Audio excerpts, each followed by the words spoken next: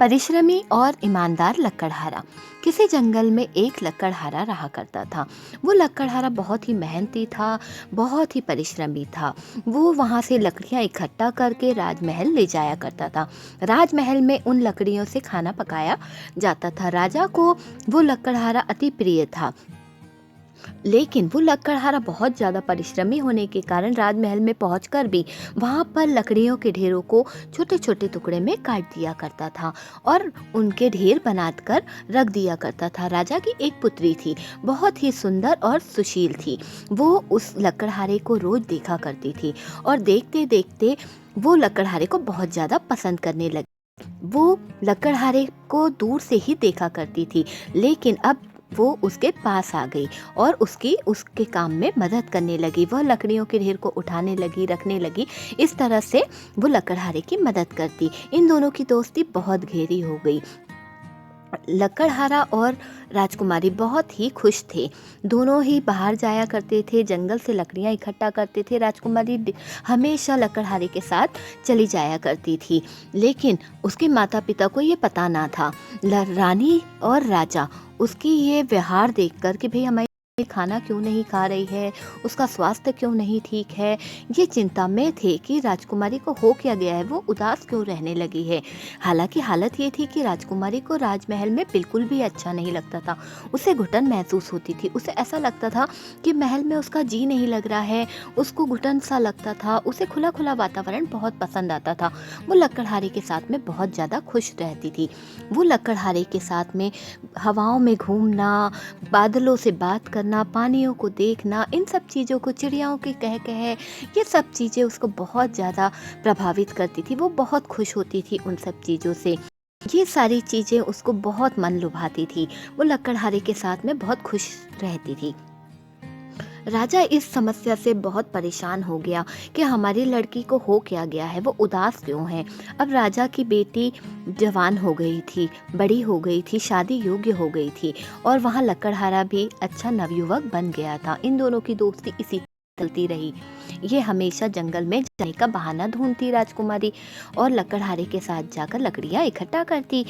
लेकिन लकड़हारा बोला, राजकुमारी जी, आप ये क्या करती रहती हैं? अब आप बड़ी हो गई हैं और आप राजकुमारी हैं, आपको ये शोभा नहीं देता है, आपको इस तरह से काम नहीं करना चाहिए, आपको तो राजमहल में रहना चाहिए।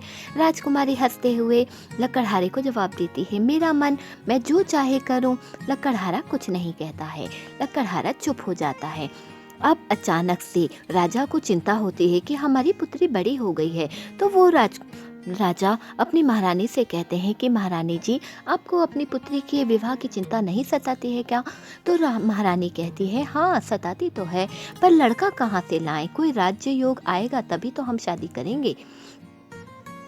इसी बीच राजा के यहाँ संदेश आता है। 3 नवयुवक वहाँ पर अपने यहाँ का संदेश पहुँचाते हैं। 3 राज्यों के जो राजा थे उनके पुत्रों का संदेश इनकी पुत्री के लिए आता है कि वो शादी करना चाहते हैं। सब यही सोच रहे थे कि राजा की इकलौती पुत्री है, राजा के बनने के बाद उनका राज्य और संपत्ति हमारी ही होगी।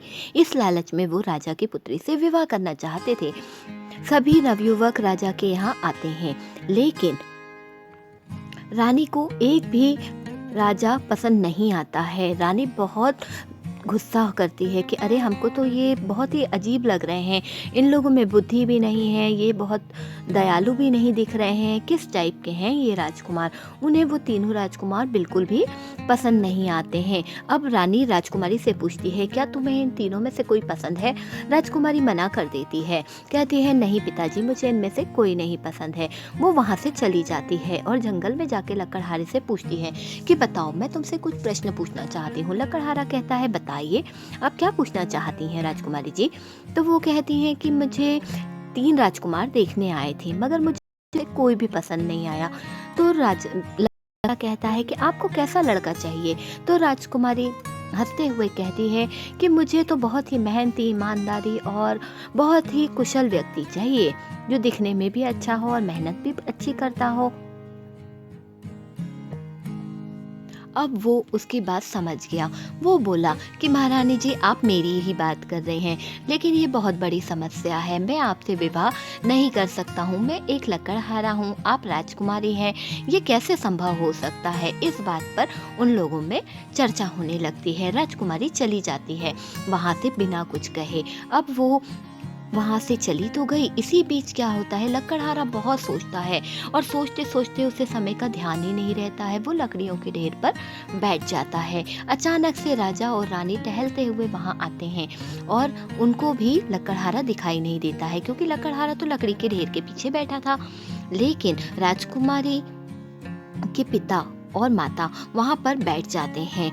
राजा और रानी दोनों ही बातें करते हैं कि भाई, हमारी पुत्री के लिए 3 राजकुमार आए, उसमें से आपको कौन सा अच्छा लगा राजकुमारी जी के लिए?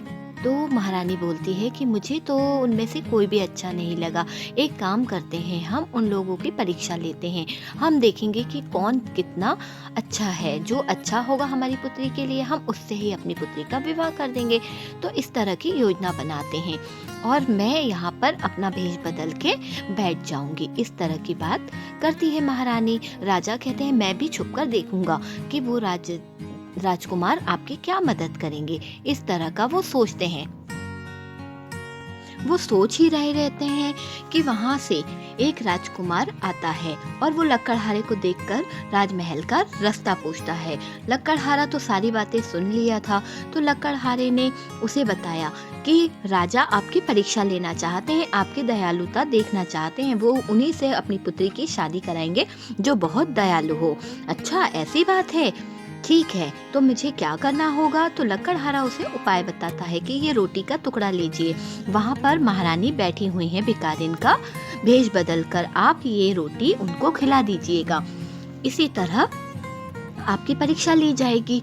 अब आगे जब वो बढ़ता है राजकुमार, तो वहाँ पर भिखारिन के भेष में महारानी बैठी हुई रहती है।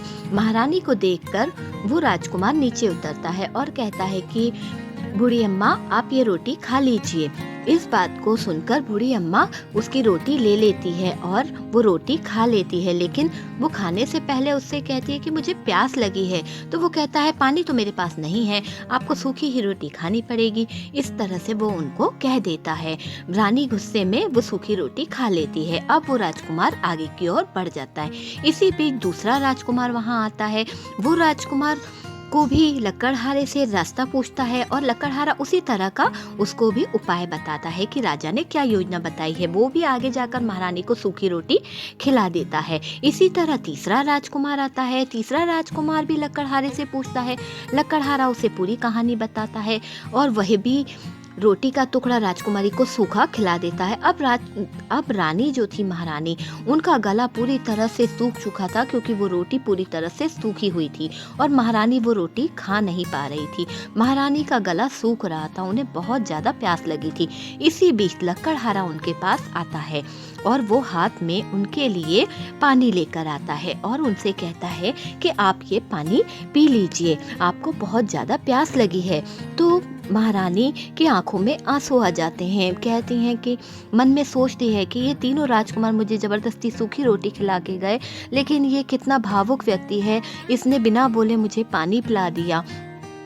और वो पानी पीकर अपने आप को बहुत अच्छा महसूस करती है। इसी बीच महाराज वहाँ से निकल आते हैं। महारानी कहती है कि आप बहुत ईमानदार हैं, आप बहुत दयालु हैं। तो इस तरह का वो लकड़हारे को बोलती है।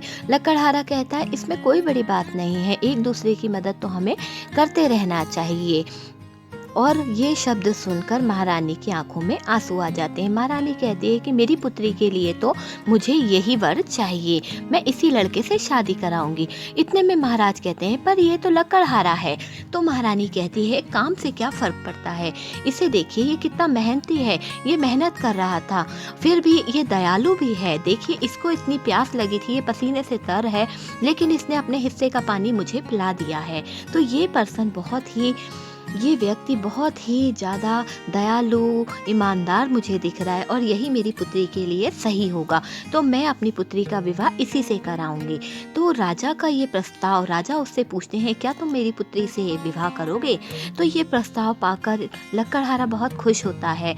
वो कहता है, जी, मैं आपकी पुत्री से विवाह करने के लिए तैयार हूँ। आप अपनी पुत्री से पूछ लीजिए। तो महाराज अपनी पुत्री से जब पूछते हैं तो उनकी पुत्री भी उनको हाँ कह देती है। इस तरह से उन दोनों का विवाह किया जाता है।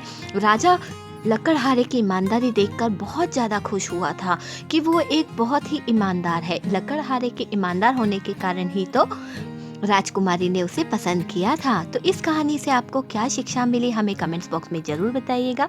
हम मिलते हैं नेक्स्ट कहानी पर।